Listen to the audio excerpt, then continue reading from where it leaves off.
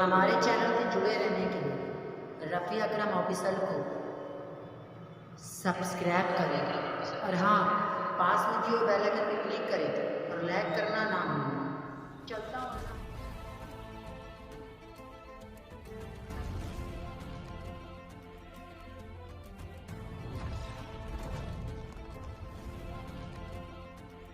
اعوذ باللہ من الشیطان الرجیم، پناہ مانگتا ہوں میں اللہ کی شیطان مردود سے۔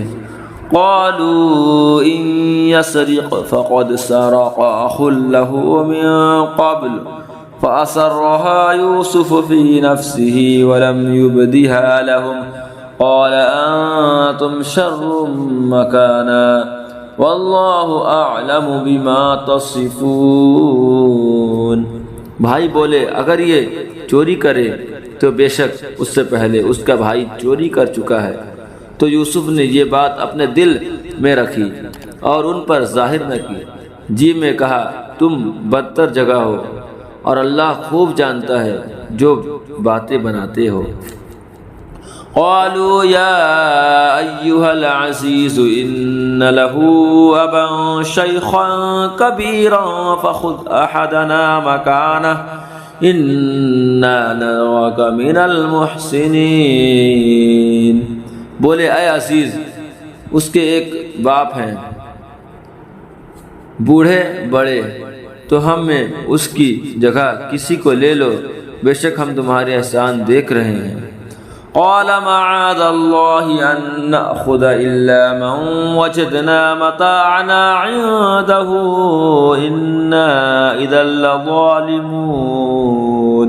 کہا خدا کی پناہ کہ ہم لیں مگر اسی کو جس کے پاس ہمارا مال ملا، جب تو ہم ظالم ہوں گے۔ فلما استيئسوا منه خلصوا نجيا قال كبيرهم ألم تعلموا أن أباكم قد أخذ عليكم موثقا من الله ومن قبل ما فرطتم في يوسف۔ پھر جب اس نے نا امید ہوئے الگ جا کر سرگوشی کرنے لگے۔ اس کا بڑا بھائی بولا کیا تمہیں خبر نہیں کہ تمہارے باپ نے تم سے اللہ کا عہد لے لیا تھا، اور اس سے پہلے یوسف کے حق میں تم نے کیسی تقصیر کی۔ فلن ابرح الارض حتى يأذن لي ابي او يحكم الله لي وهو خير الحاكمين۔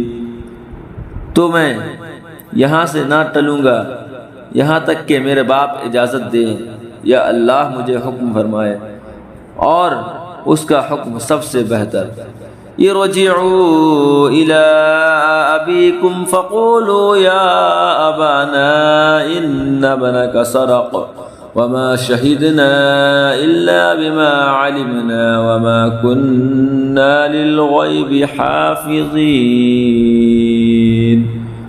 اپنے باپ کے پاس لوٹ کر جاؤ، پھر عرض کرو کہ اے ہمارے باپ، بے شک آپ کے بیٹے نے چوری کی اور ہم تو اتنی ہی بات کے گواہ ہوئے تھے جتنی ہمارے علم میں تھی، اور ہم غیب کے نگہبان نہ تھے۔